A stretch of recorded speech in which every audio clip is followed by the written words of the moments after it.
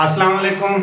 ابرار رشید آپ کی خدمت میں ایک مرتبہ پھر حاضر ہے، اور ایک اچھی خبر یہ ہے کہ آج میرے کچھ دوستوں نے مجھے مطلع کیا ہے، پاکستان میں بھی ٹریول ایجنٹس نے اور یو اے ای میں بھی ٹریول ایجنٹس نے مجھے بتایا ہے کہ اب چیدہ لوگوں کو وزٹ ویزے جاری کیے جا رہے ہیں. یاد رہے کہ گزشتہ 2 سے 3 ہفتوں کے دوران یہ وزٹ ویزے جاری ہونا بند ہو چکے تھے، یہاں تک کہ میری اطلاعات کے مطابق کچھ لوگوں کو ویزے جاری کرنے کے بعد ان کے ویزے ریجیکٹ یا کینسل کیے گئے. میں سمجھتا ہوں یہ اچھی صورتحال ہے، لیکن ابھی تک یہ واضح نہیں کہ یہ ویزے کن لوگوں کو جاری کیے جا رہے ہیں. لیکن ساتھ ہی ساتھ ایک ٹریول ایجنٹ نے مجھے یہ بتایا ہے کہ وہ لوگ جو سعودی عرب کے رہائشی ہیں، ان رہائشیوں کے لیے جنہوں نے واپس جانا ہے، ان کے لیے سعودی عرب نے، پاکستانیوں کی میں بات کر رہا ہوں، پاکستانیوں کے لیے 14 دن کا کوارنٹین پیریڈ مقرر کر رکھا ہے، اور زیادہ تر لوگ جو ہیں وایا دبئی یعنی براستہ دبئی کوارنٹین مکمل کر کے، یعنی 14 دن کا کوارنٹین مکمل کر کے سعودی عرب جا رہے ہیں. اس طرح کی اطلاعات بھی ہیں کہ وہ جو لوگ کوارنٹین کے پیریڈ کے لیے دبئی جانا چاہتے ہیں، ان کو بھی ویزے جاری نہیں کیے جا رہے. البتہ اس طرح کی اطلاعات، جس طرح میں نے پہلے بتایا کہ ویزے جاری ہو بھی رہے ہیں اور نہیں بھی ہو رہے. اب آنے والے دنوں میں یہ واضح ہوگا کہ کن لوگوں کو ویزے جاری کیے جا رہے ہیں اور کن لوگوں کے ویزے ریجیکٹ یا ریفیوز کیے جا رہے ہیں. بہرحال میری اصل جو خبر ہے، جو میرا موضوع ہے، یقیناً اس سے جو ہمارے انڈین جو دوست ہیں، بھائی ہیں، ہمارے ویورز ہیں، وہ اس پر خوشی منائیں گے، اور بجا طور پر خوشی منانا بھی چاہیے. لیکن ساتھ ہی ساتھ میں سمجھتا ہوں کہ یہ پاکستان کے لیے بھی یہ ایک سبق ہے کہ اس خبر جب میں آپ کے ساتھ شیئر کروں گا تو آپ خود سمجھ جائیں گے.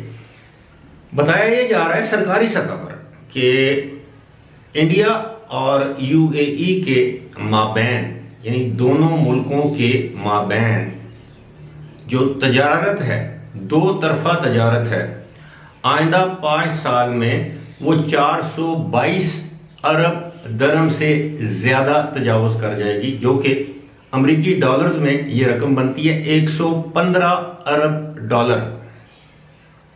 اب آپ اندازہ کریں 2 ممالک کے درمیان جو تجارت ہے اس کا حجم جو ہے وہ 115 ارب یو ایس ڈالرز اور 422.3 بلین درہم ہو جائے گا. اور بتایا یہ جا رہا ہے کہ اس وقت جو ایکسپو 2020 میں انڈیا کی جو پیویلین ہے، وہ سب سے زیادہ وزٹ کی جانے والی پیویلین ہے، اور سب سے زیادہ انویسٹمنٹ وہاں پر انڈیا میں وہاں سے آ رہی ہے. خاص طور پر راجستھان کی جو ریاست ہے انڈیا کی، اس کے لیے بہت زیادہ یعنی اربوں ڈالر کی انویسٹمنٹ انڈیا میں آ رہی ہے، جس میں زیادہ تر ٹورزم سیکٹر شامل ہے. اب گزشتہ روز میں پاکستان کے وزیر اعظم جناب عمران خان صاحب کی ایک گفتگو سن رہا تھا. اس میں وہ بتا رہے تھے کہ جو یو اے ای سے پاکستان میں ترسیلات زر ہیں وہ 2 ارب ڈالر سے زیادہ ہو چکی ہیں، یعنی اس سال، اس مالی سال. اور یہ بھی بتایا گیا ہے کہ یہ 30 ارب ڈالر کے قریب بیرون ملک پاکستانیوں نے رقم پاکستان بھجوائی ہے. اب یہ نہیں بتایا گیا کہ یہ کتنے عرصے میں یہ رقم پاکستان آئی ہے. میں تو سمجھتا ہوں یہ بہت اچھی بات ہے. زیادہ سے زیادہ پاکستانی جو ہیں وہ ڈالرز پاکستان بینکنگ چینلز کے ذریعے بھجوائیں، تاکہ پاکستان کی جو مشکل حالات ہیں وہ بہتر ہو سکیں. کیونکہ اس وقت 1 ارب ڈالر کے لیے پاکستان جو ہے وہ آئی ایم ایف کے قدموں میں پڑا ہے، اور آئی ایم ایف ایک سے ایک کٹھن یا کڑی شرط ہم سے منوا رہا ہے. بجلی کے نرخ آپ دیکھ لیں، پیٹرول کی پرائسز آپ دیکھ لیں، ڈالر کہاں سے کہاں چلا گیا ہے، ڈالر کی اڑان جاری ہے. اس کے علاوہ گیس کی پرائسز آپ دیکھ لیں، کھانے پینے کی اشیاء جو ہیں وہ 200% مہنگی ہو گئی ہیں.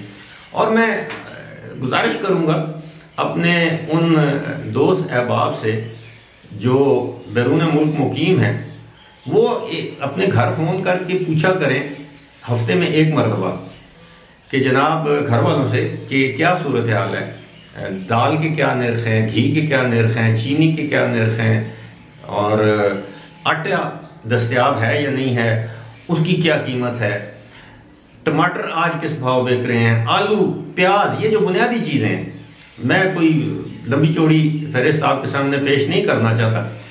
اب سبزی میں کوئی بھی انسان ہو، پیاز، ٹماٹر اور آلو یہ اس کی بنیادی ضرورت ہے سبزی میں۔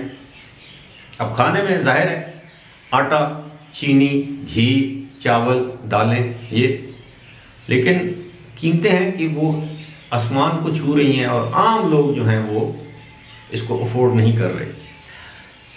ہماری حکومت ایک طرف دعوے دار ہے کہ جناب بڑی زبردست اکنامک پالیسیز ہیں، اور دوسری جانب دیکھیں کہ ہمارا ٹریڈ جو ہے، ٹریڈ کا جو والیوم ہے وہ UAE کے ساتھ کیا ہے۔ پھر اگر آپ خود سوچیں کہ جہاں پہ $115 بلین 5 سال میں اگر آ سکتے ہیں، یہ تقریباً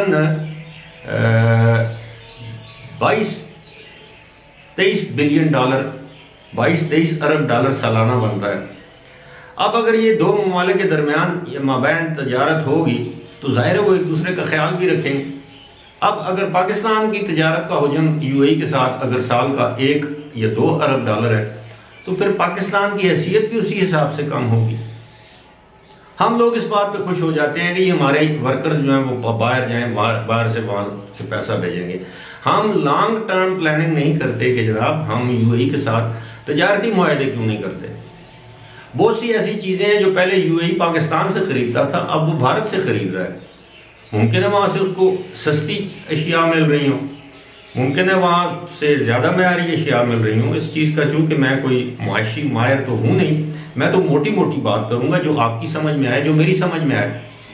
اب یہ ساری صورتحال بطور پاکستانی میرے لیے کافی پریشان کن ہے کہ آنے والے جو دن ہیں، حالات ہیں، واقعات ہیں، اور جو آئندہ بجٹ آئے گا اس میں مزید مہنگائی ہوگی۔ اب IMF اپنی شرائط منوائے گا تو ہمیں 1 ارب ڈالر قرضہ دے گا۔ اب یہ ساری صورتحال آپ کو بتانے کا مقصد آپ کو پریشان کرنا نہیں ہے، پاکستان پر تنقید کرنا نہیں ہے، بلکہ ان لوگوں پر تنقید کرنا مقصود ہے جن کی معاشی پالیسیوں کی بدولت پاکستان بجائے پرواز کے دن بدن اس طرح نیچے جا رہا ہے۔ معاشی طور پر میں بات کر رہا ہوں، اور جس ملک کی معیشت مضبوط نہ ہو اس ملک کی سیکیورٹی کیا ہوگی؟ کیونکہ اگر آپ معاشی طور پر مضبوط ہیں تو آپ کے ملک کی سلامتی کو کوئی خطرہ نہیں ہو سکتا۔ اب آپ دیکھیں سوویت یونین جو سابق روسی، جس کو ہم روس کہتے تھے، وہ صرف ایک بہت بڑی سپر پاور تھی، امریکہ کے ٹکر کی سپر پاور تھی، لیکن وہ ٹوٹ کر ریزہ ہو گئی۔ ایک سوویت یونین سے کچھ تقریباً 12 ریاستیں نکلیں۔ کیوں؟ اس لیے کہ وہ اکنامکلی وائبل نہیں رہا، اس کی اکانومی ڈوب گئی۔ لوگوں کے پاس تھیلے بھرے ہوئے تھے نوٹوں کے، لیکن ایک ڈبل روٹی نہیں مل رہی تھی۔ تو بالآخر کیا ہوا؟ اللہ نہ کرے کہ پاکستان کی صورتحال ایسی ہو، اللہ نہ کرے، لیکن ہمارے حکمرانوں کو اب یہ سوچنا چاہیے، آج کے حکمرانوں کو، آنے والے حکمرانوں کو، کہ سب سے پہلے اپنی معیشت کو درست کریں، سب سے پہلے اپنے عوام کی فلاح و بہبود کے لیے سوچیں۔ جب آپ گھر سے آپ کا پیٹ بھرا ہوگا تو باہر بھی آپ کی عزت ہوگی۔ اگر آپ اپنے گھر سے بھوکے باہر نکلیں گے تو باہر آپ کی ہرگز عزت نہیں ہوگی۔ فی الحال اسی کے ساتھ مجھے دیجیے اجازت، خدا حافظ۔